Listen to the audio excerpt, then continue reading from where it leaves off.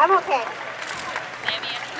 It's incredible to see all of you. I had no idea there were so many of you. I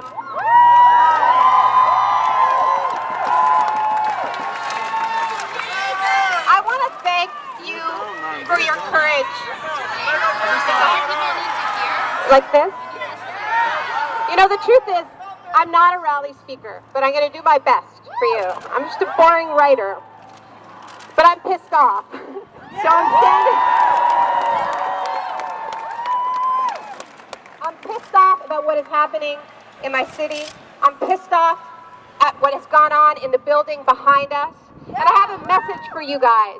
Stop playing politics and public relations with our friends' lives and let them go.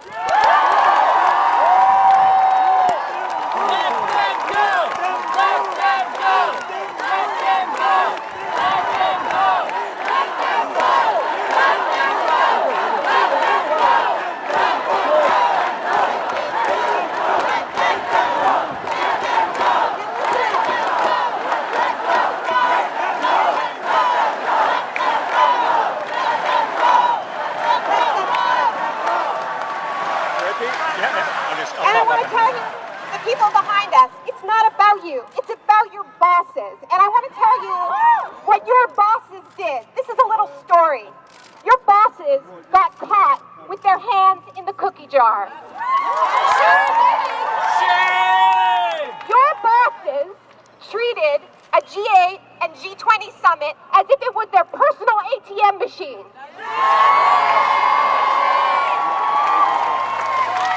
Some journalists did a little homework. And they found out, yes, it's true, journalists can do some homework. And they found out that at the last London Summit and at the last Pittsburgh G20 Summit, they paid $20 and $30 million for security. So why was it that in Toronto, they needed $1 billion for security?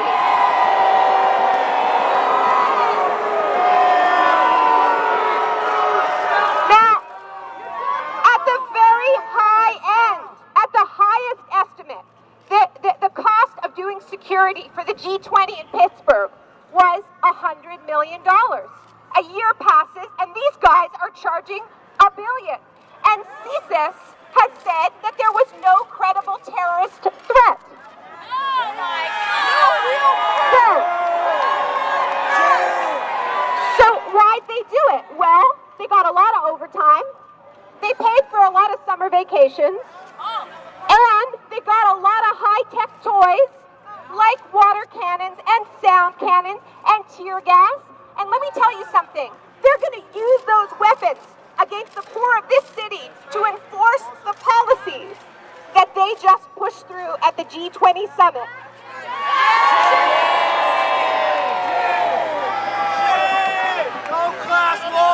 They vastly overestimated.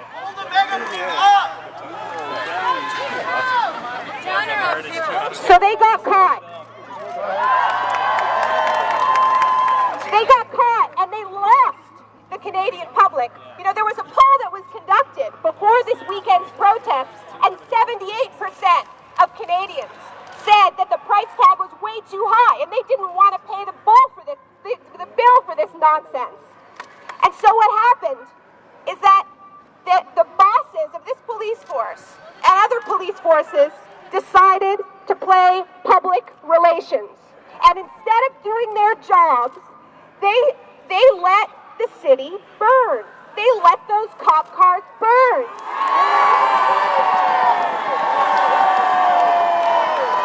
And I don't understand something. I don't understand why, if you have a brand new water cannon, you couldn't find a fire, you couldn't put the fire out. And I work in the media.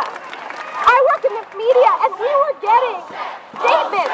Bullshit, bullshit, bullshit, bullshit, bullshit, bullshit, bullshit, bullshit, bullshit, bullshit. We were getting press statements from the Toronto Police Department while the those cop cars were on fire, saying, look, this is why our costs are justified. Don't play public relations. Do your goddamn job. That's one of your jobs.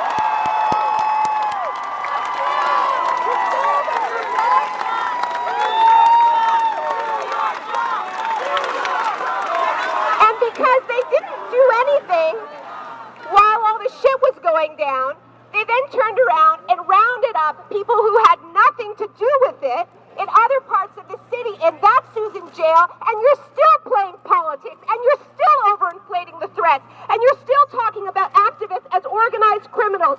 You got caught. We know that you treated this summit like your ATM. Admit it, and free our friends now.